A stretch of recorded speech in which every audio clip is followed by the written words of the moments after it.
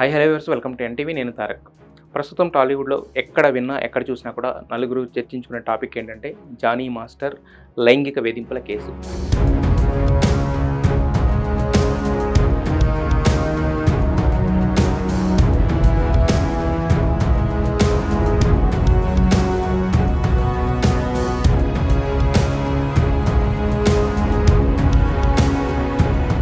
తన దగ్గర పనిచేస్తున్న ఒక లేడీ కొరియోగ్రాఫర్, అసిస్టెంట్ కొరియోగ్రాఫర్ని జానీ మాస్టర్ లైంగికంగా వేధించాడు, ఆమెపై పలుమార్లు అత్యాచారం చేశాడు అనే మాట ఎక్కువగా వినిపిస్తుంది. అదే ఆమె పోలీస్ స్టేషన్కి వెళ్ళి జానీ మాస్టర్పై 0 FIR అనేది నమోదు చేయడం అనేది జరిగిందనమాట. ఫస్ట్ రాయదుర్గ పిఎస్లో చేసింది, అక్కడి నుంచి నార్సింగ్కి ఇప్పుడు ఆ కేసు అనేది ట్రాన్స్ఫర్ అయ్యింది. సో దాని మీద విచారణ జరుగుతుంది. అయితే అక్కడ మొదలైన ఆ కేసు, దాని తర్వాత జానీ మాస్టర్ పరారీ, అక్కడి నుంచి జానీ మాస్టర్ నెల్లూరులో ఉన్నాడు, అక్కడి నుంచి జానీ మాస్టర్ నార్త్ ఇండియాకు పారిపోయాడు, అక్కడి నుంచి జానీ మాస్టర్ని అరెస్ట్ చేయడానికి వెళ్ళిన పోలీసుల కళ్ళు కప్పి జానీ మాస్టర్ వేరే దగ్గరికి జారుకున్నాడు. దగ్గర నుంచి ఇప్పుడు ఫైనల్గా జానీ మాస్టర్పై పోక్సో కేసు అనేది నమోదైందనమాట.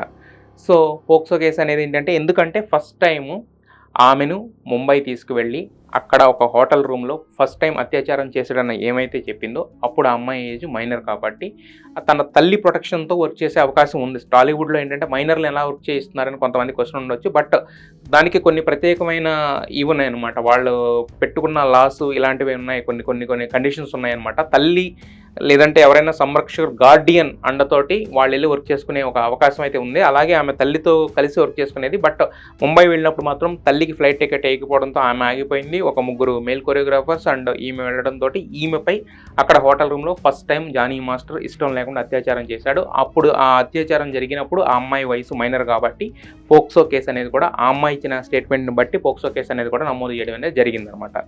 సో ఇప్పుడు ఏంటంటే ఎలా చూసుకున్నా కూడా జానీ మాస్టర్ అంటే ఇలా చేశాడు, అలా చేశాడు, ఇవన్నీ జరిగినవి, ఎందుకు జరిగినవి అనే ఒకసారి మనం చూసుకున్నట్టయితే కనుక వర్క్ ప్లేస్లో, ఫస్ట్ ఆఫ్ ఆల్ వర్క్ ప్లేస్లో ఒక అమ్మాయిని సెక్సువల్గా హరాస్ చేయడం కానీ లేదంటే లైంగికంగా వేధించడం అనేది మాత్రం 100% అది ఎట్టి పరిస్థితుల్లో ఎవరు సమర్థించదగ్గదు కాదు, ఖచ్చితంగా ఖండించాల్సిన అవసరం ఉంది. వాళ్ళకి పైగా ఎంత శిక్ష పడినా కూడా ఎవరు కూడా అయ్యో పాపం అని కూడా అనరు. అయితే ఇక్కడ కొంతమంది కొన్ని రైజ్ చేసిన క్వశ్చన్స్ ఏంటంటే, జానీ మాస్టర్ అమ్మాయి ఇన్ని సంవత్సరాలు కలిసి ట్రావెల్ చేసిన తర్వాత కూడా అమ్మాయి ఏమనలేదు. జానీ మాస్టర్ 2 సినిమాల్లో హీరోగా చేస్తే ఆ అమ్మాయి 2 సినిమాల్లోనూ హీరోయిన్.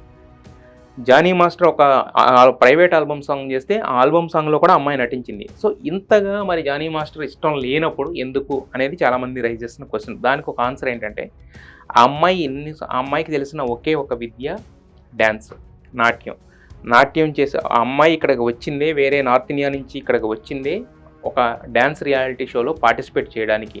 అక్కడి నుంచే జానీ మాస్టర్ పరిచయం జరిగింది, అక్కడి నుంచే ఆయనతో ట్రావెలింగ్ అనేది స్టార్ట్ అయింది. ఇన్నాళ్ళు కూడా తనపై ఎంత లైంగిక దాడి జరుగుతున్నా కూడా మరో పక్క స్మైలింగ్ ఫేస్ తోటి ఉండడానికి కారణం ఏంటంటే, తన ప్యాషన్, తన ప్రొఫెషన్ అయిన డ్యాన్స్ను వదులుకోలేక అనే కారణం మనకు వినిపిస్తుంది అనమాట.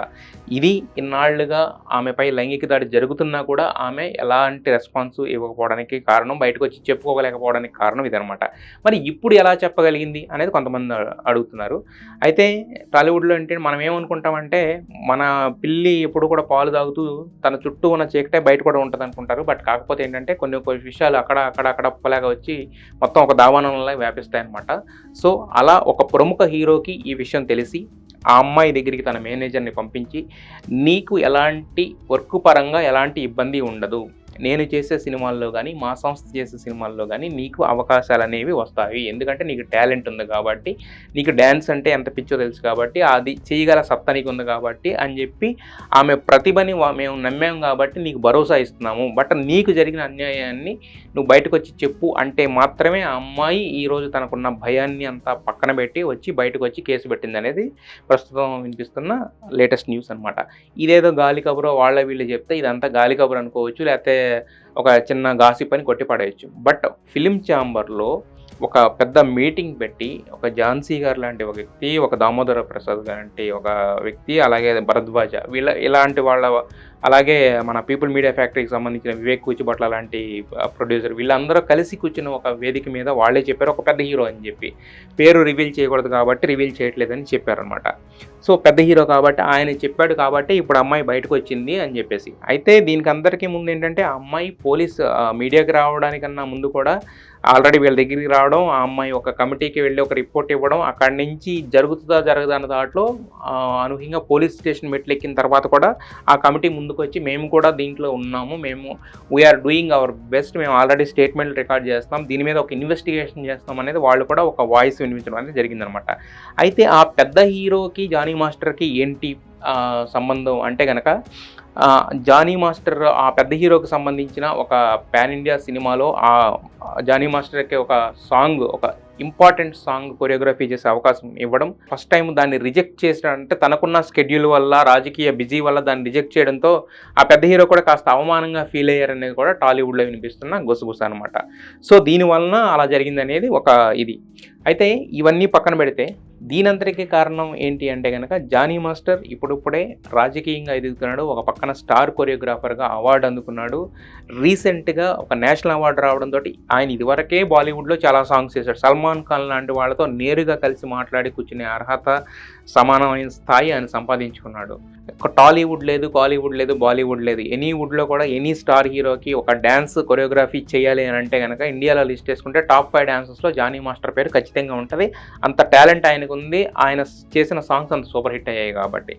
సో అలాంటి జానీ మాస్టర్ ఒక పక్క రాజకీయంగా ఎదుగుతున్నాడు, ఒక పక్కన స్టార్ కొరియోగ్రాఫర్ అయ్యాడు కాబట్టి ఈ జరిగిన ఉదంతం మొత్తాన్ని తన భార్యతో చెప్పడం, ఈ భార్య ఏంటంటే ఆయేషా అనే ఆవిడ ఎవరైతే ఉన్నారో ఆమె ఇంత ఎదుగుతున్న టైంలో ఇలాంటి అన్నీ బయటకు వస్తే కనుక ఇబ్బంది అవుద్దని చెప్పి డైరెక్ట్గా ఆ కొరియోగ్రాఫర్ ఎవరైతే ఉన్నారో ఆ అమ్మాయి దగ్గరికి వెళ్ళి, మా మతంలో ఒక నలుగురిని పెళ్లి చేసుకున్నా కూడా స్వీకరించేంత దానికి ఇది ఉంది కాబట్టి నువ్వు మతం మార్చుకుని జానీ మాస్టర్ని పెళ్లి చేసుకో అని చెప్పిందనేది. ఎందుకంటే ఇది ఎందుకు చెప్పాల్సి వచ్చిందంటే చాలామంది అంటున్నారు, ఏ భార్య అయినా అలా చెప్పుతుందా, ఏ భార్య అయినా సవతిని కోరుకుంటుందా అని మాట్లాడుతున్నారు. బట్ దానికి కూడా ఒక బలమైన కారణమై ఇదనేది బయటకు వస్తున్న విషయం అనమాట.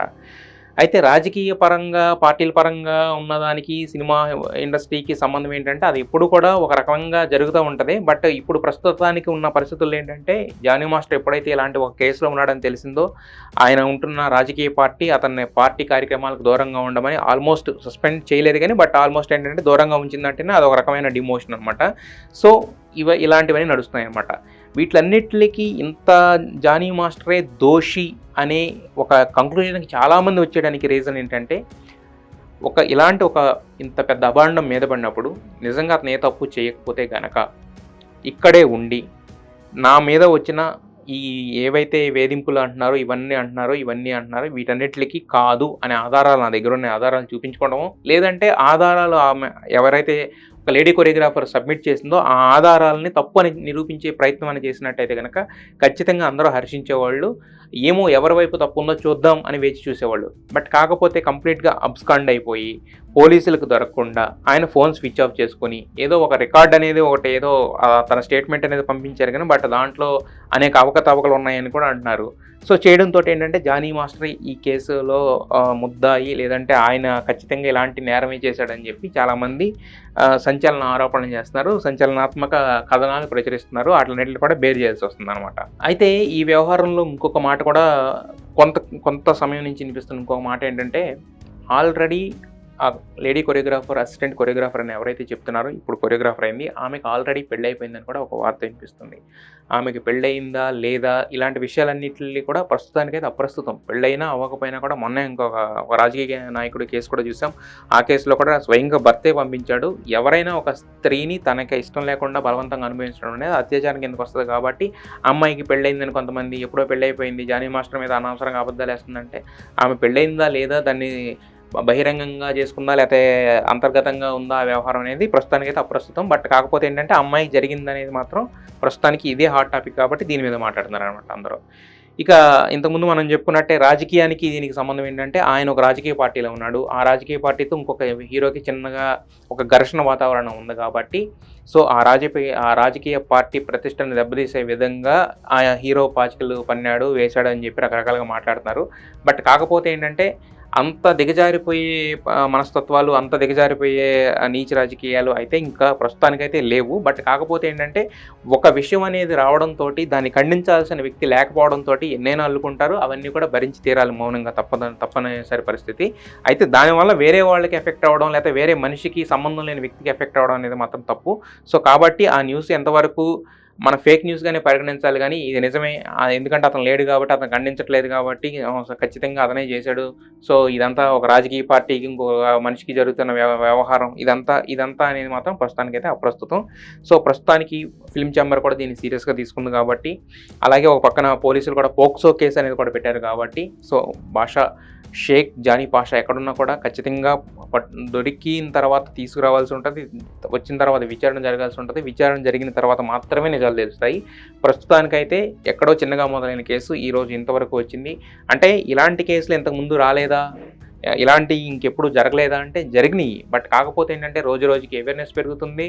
మలయాళంలో చూసుకుంటే కనుక ఆ హేమా కమిషన్ అనేది వేసిన తర్వాత ఏకంగా అక్కడ ఉన్న అమ్మ బాడీని డిజాల్వ్ అయిపోయింది. సో అంత ఇదిగా మారుతున్నాయి. ఒక రకంగా ఇదంతా కూడా ఏంటంటే ఇండస్ట్రీకి ఆడవాళ్ళు రావడానికి, వాళ్ళు ఇక్కడ ప్రొటెక్ట్ అవ్వడానికి చేసిన విధానం అనేది మాత్రం ఒక రకంగా ఇలాంటి చట్టాలు రావడం, ఇంత చర్యలు తీసుకోవడం, అందరూ ఈ రేంజ్లో రెస్పాండ్ అవ్వడం అనేది ఒక రకంగా మంచి విషయమే. బట్ కాకపోతే ఏంటంటే దీన్ని మిస్యూజ్ చేసుకునే కొంతమంది, అంటే ప్రతి ఒక్కళ్ళు లేడీ కార్డింగ్ అని ఏంటంటే అమ్మాయి వైపు మాట్లాడడం అనేది ఉంటుంది. కొన్నిసార్లు అమ్మాయిల వైపు తప్పు ఉండొచ్చు, అబ్బాయిల వైపు తప్పు ఉండొచ్చు. ప్రస్తుతం జానీ మాస్టర్ విషయంలో అయితే ఆయన అబ్స్కాండ్ అయిపోవడంతో తప్పు మొత్తం జానీ మాస్టర్ వైపే చూపిస్తుంది. బట్ ఆయన బయటకు వచ్చి ఏదైనా తన దగ్గర ఉన్న ఆధారాలు సబ్మిట్ చేసి, సరైన ఆధారాలు సబ్మిట్ చేసి ఇది కాదు అని తేలితేనే దీనిపై ఫర్దర్ విచారణ ఉంటుంది తప్ప, లేదంటే కనుక జానీ మాస్టర్ ఖచ్చితంగా కటకటాలలోకి వెళ్లాల్సి ఉంటుంది. సో మరి ఈ కేసు ముందు ఇప్పటికే అసలు అంటే ఒక సినిమాలో ఎన్ని ట్విస్టులు అయితే ఉంటాయో ఈ దాంట్లో కూడా ఎన్ని ట్విస్టులు ఉన్నాయి.